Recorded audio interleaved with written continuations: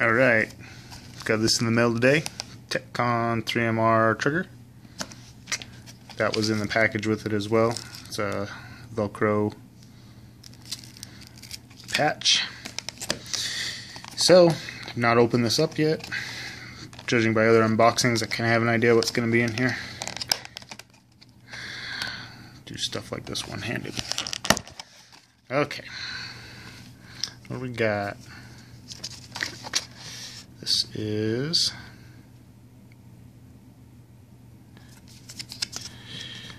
the ATF letter.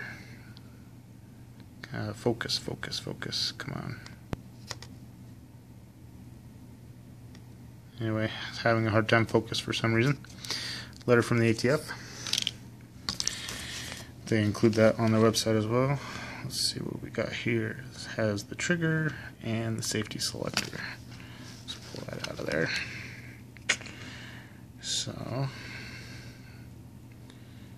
TAC CON 3MR trigger. Looks pretty standard. Feels good. Has a good coating on it. Now that I'm greasing it up with my fingers, I'm gonna have to clean it. And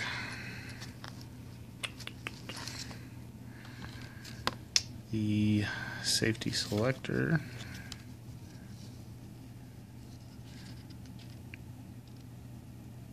Let's see if I can get that to focus. Nope. I'm very terrible with this. This is just video on my phone. So, anyway, that is the safety selector. You can see it's a little bit proprietary for this particular use. So you can't just go out and buy any safety selector and expect this to work with it, unfortunately. Which is too bad because I want one of those bad levers. Anyway, there it is, TAC CON 3MR. Now time to install it.